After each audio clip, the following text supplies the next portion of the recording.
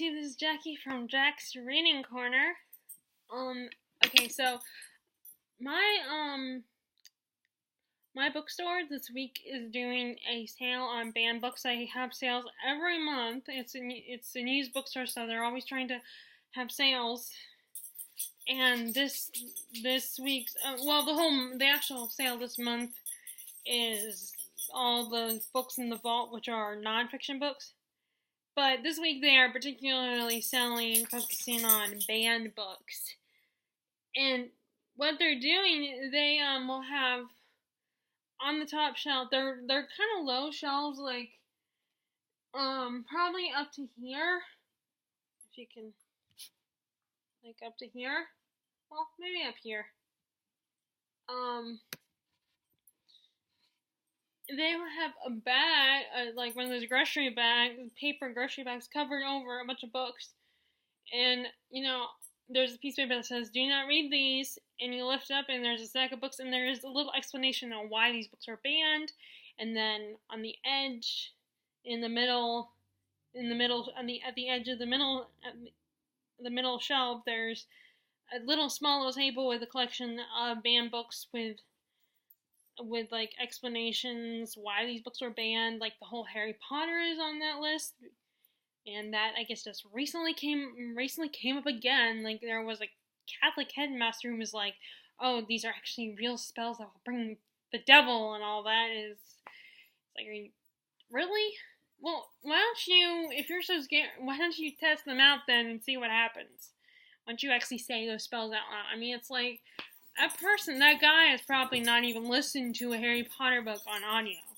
Because a lot of people like both Jim Dale and Stephen Fry had read those books out loud.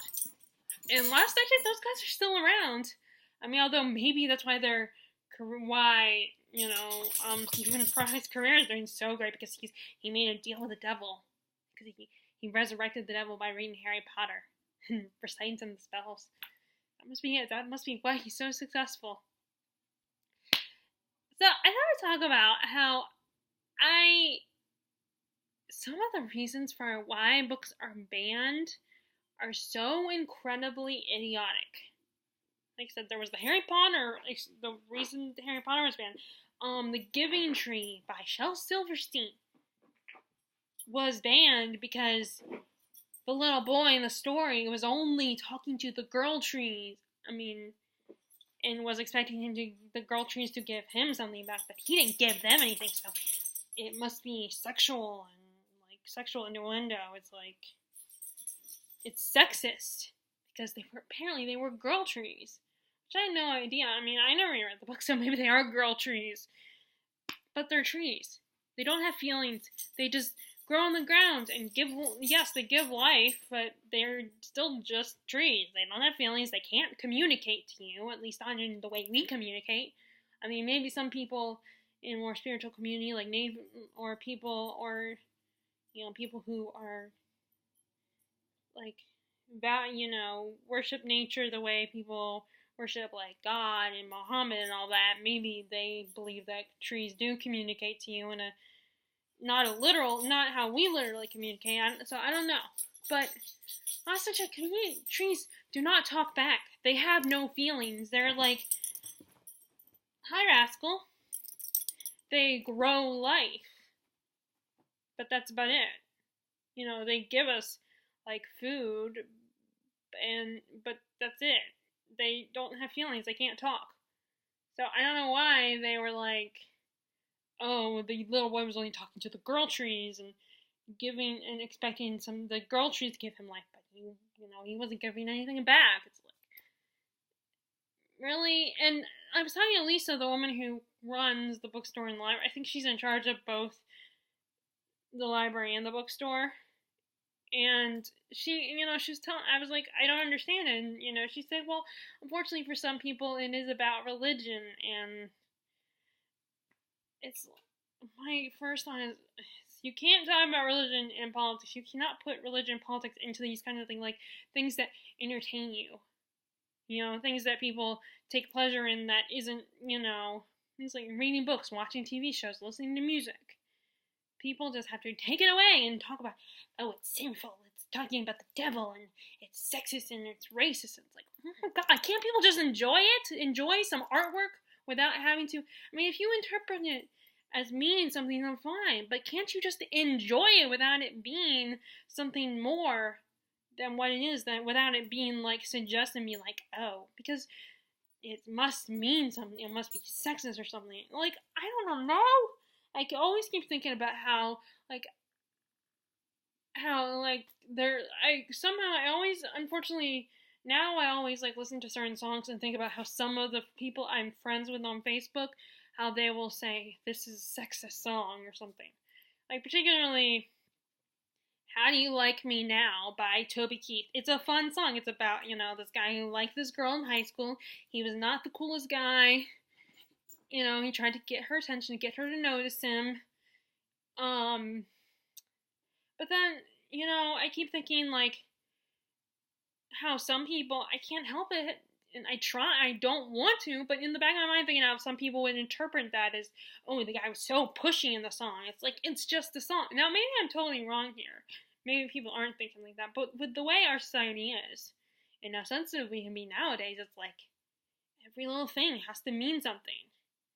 Every little piece of art, like a song or a novel or something. I mean, I was just watching interviews because I had just watched It Chapter 2 on Tuesday, and I was talking about how I was like watching the interviews and then reading the comment section, and so this is a spoiler if you haven't watched the movie, but they have implied Richie, his, one of Richie's dark secrets is that it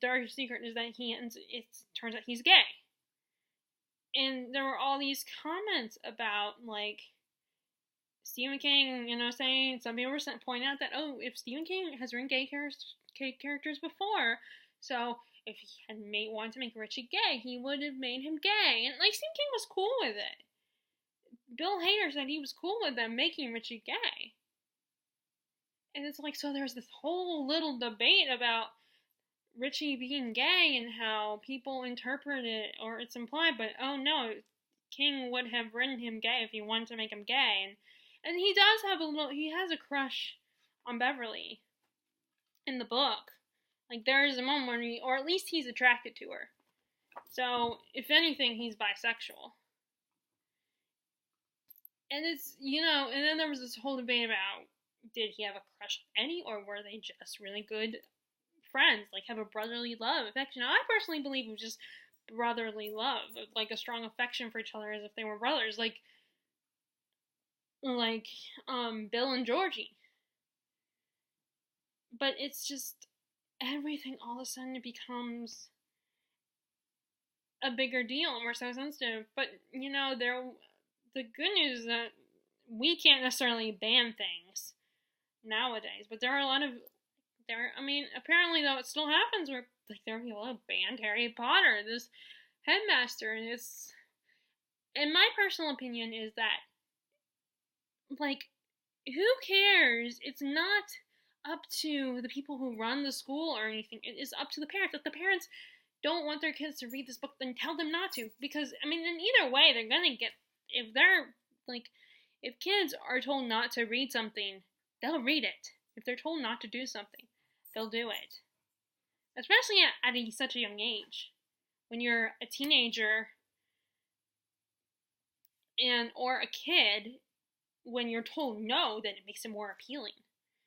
Now, not every kid is like that. I don't think I was like that, but I think most kids are like that. If you're told no, I might have been told no a couple times not about things, and it made me more interested in it. Like there was the whole thing with MySpace.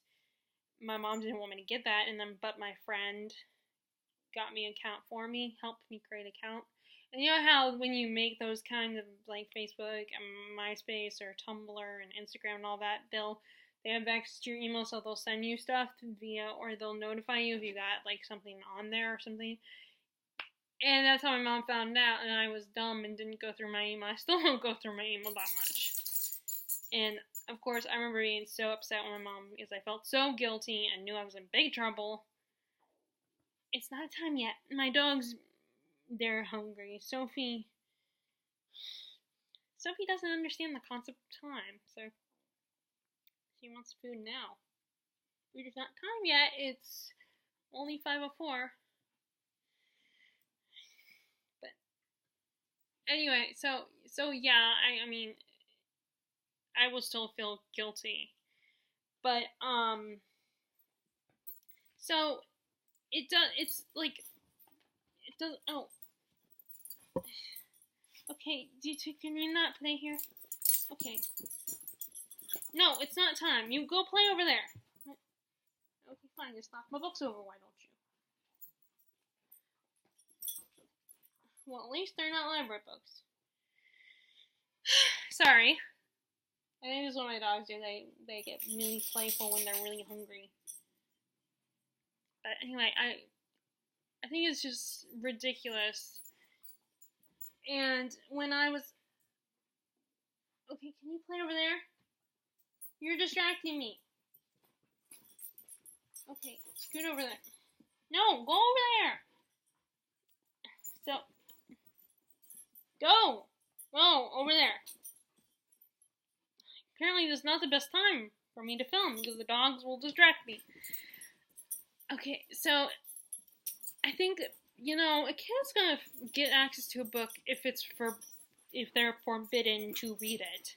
Anyway, of course, I'm guessing that probably a lot of reasons why, like, headmasters or principals are like, okay, we're gonna ban this thing, is because stupid parents who want to control everything and are so determined to protect and shelter their children will be like, they'll demand the headmaster or the principal they'll be like, you have to ban this book, get this book out of the library. So I feel a little bad for those people, for the people running the schools, because the parents are going to be on their case. But it should not be up to the principal. It should be up to you as a parent.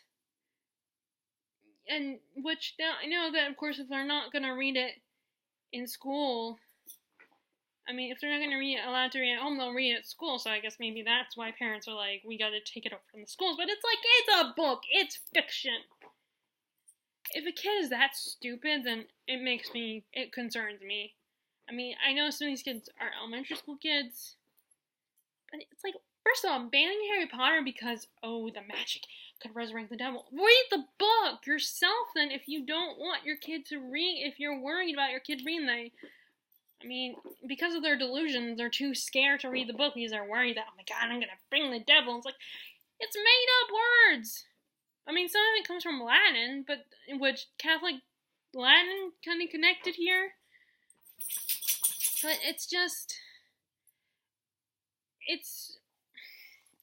and again, like I said, some of the reasons that they want to they would ban these books, and it's like, it's not real, it's fiction. And then, Sophie, rascal, go over there. I'll take care of you two in a minute. And, I mean, now, as for, some of the reasons, like, violence and stuff, a kid is going to be exposed to violence and foul language even when they're not reading books. Especially if you, there are certain states where there's going to be a lot of that in there. You cannot protect a kid from that kind of stuff by telling them they can't read this book and taking away the books that have that. It's just one thing that happens to have that kind of stuff in it.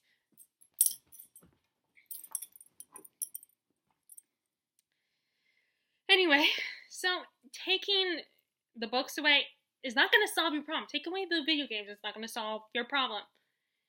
Because they're still going to experience that stuff. I mean, and there are some kids who didn't have that stuff, who, because of bad things that happen at home, that they're going to expose their peers to the violence, to the foul language. I mean, I understand not wanting to expose kids to sexual stuff, but, then don't read those books. That does not mean you have to ban the book. Because what about the people that are old enough and mature enough to handle books about sex? I think parents are just, I mean, I understand it's important to protect your kids, but at the same time, sometimes parents, I think, take it too far. Now, I'm not a parent, so I guess I can't really, so you could argue that I would not understand because, well, I'm not a parent. But, like, it's not nice, and it's not just that kind of stuff, it's other stuff. Like, people, it's all about interpretation. Books are about interpretation. It's how you interpret. You don't have to interpret the book that way. Like, as far as, like, the religious subtext or the sexual subtext or whatever. Now, of course, the obvious stuff is, like, if there's violence in the book or drinking or swear words, yeah, that's obvious stuff. But, I mean, like, the book, Catcher in the Rye, it's meant for teenagers anyway. Like, teenagers are gonna get exposed to that stuff either way, so taking away a book is not gonna protect them. They're still gonna see that stuff in the real world. And I think sometimes, at a certain point, you can't shelter your kids forever. You have to, or at least try to explain, if you're so worried, instead of taking away the books, instead of banning them, be like, you can't read this book, how dare you read this book because it has this and this. Instead of doing that, just talk to your kids. Parents should actually talk to them and explain to them things. If you actually are so worried and so care, why don't you talk to the kids and explain to them what concerns you? And read the books with them if you're so worried. And no, Harry Potter isn't, just because you read Harry Potter, you're not gonna bring about the devil or bring about the apocalypse or whatever. It's made up spells. It's not real. I mean, yes, there's real Wiccans in the world. There are people who are Wiccan. But it's not the same as Harry Potter. It just happens to be about witches. I mean, it's just so frustrating, especially with the reasons that people come up with. I mean, like I said, I can on some level get the whole, the violence and the sexual content, but most of the books that have that are not gonna, I mean, and you may as well ban comic books while you're at it then. As far as they haven't banned comic, I wonder if they ever banned comic books or banned Stephen King or something. Funnily enough, when I talked to Lisa, not this time, but the last visit before today, I asked apparently the only Stephen King book that ever got banned, I want to say was Carrie. Carrie was the only one that ever got banned. It's like, he has books that are way worse than Carrie. I mean, of course, I know what the reason is, because of religious purposes. And probably the blood and gore and stuff, but it all has to make religion look bad. But, I mean, let's face it, religion has its bad apples too. You can try to be like, get mad at authors who expose that and show that religion has some bad apples, but it's true. There are some crazy people in all the religions, including Christianity and including Christians. I'll be the first one to admit that. So, all religions have that problem. So, don't, and the fact that that's the only book that is banned by Stephen King, concerning all the stuff, and all his books have, like, foul language and a lot of his books have sexual content and foul language. There's, I'm sure, more than one book. I'm still working through his catalog, but, that has the religious context in it. I mean, I wonder if Revival has religious context. I mean, it's basically about a guy who walks away from his faith in God and brings, of course, they kind of make it look bad because he turns from God, but the book also does not end on a good note, as far as when you die.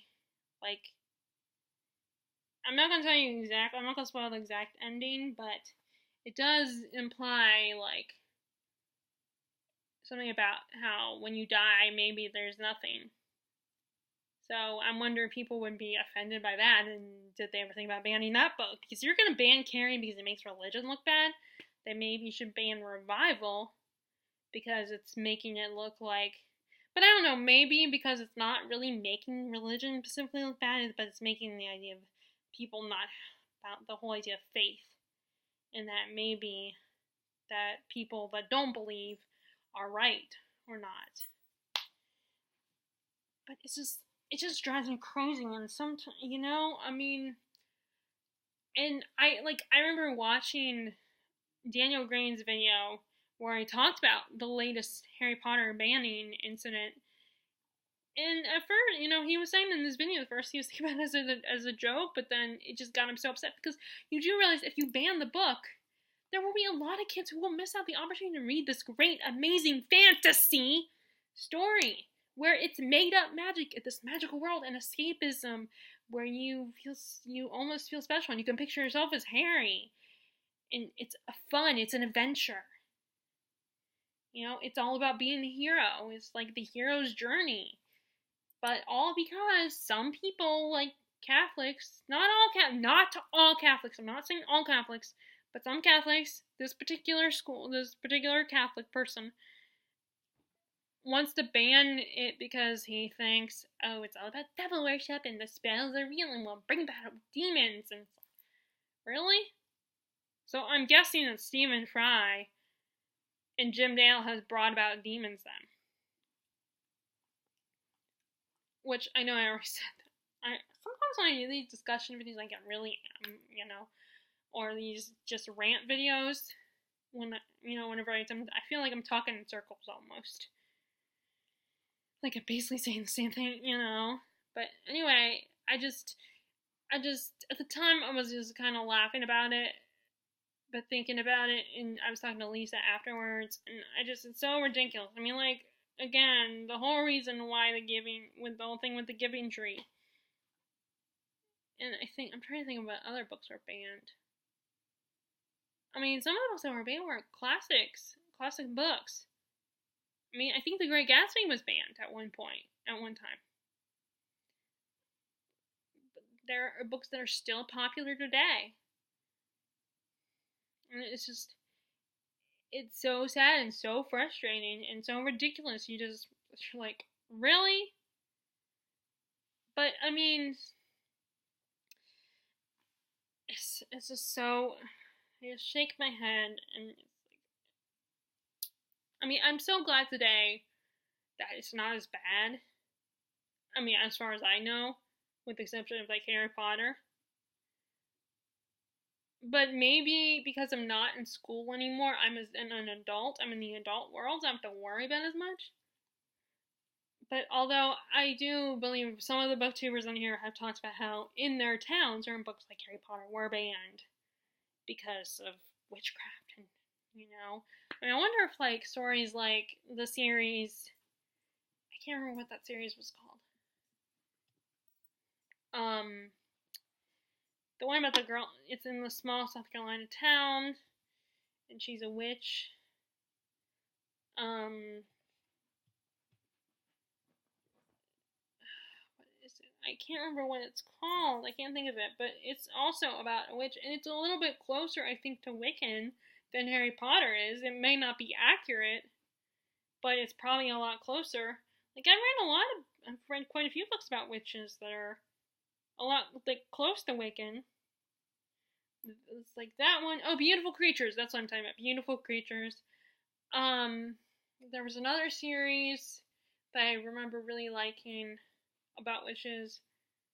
There was the Circle series, the same authors who wrote the Vampire Diaries. They wrote the Circle duology. Although I think it became a series. Maybe not. Maybe it didn't become a series like the Vampire Diaries.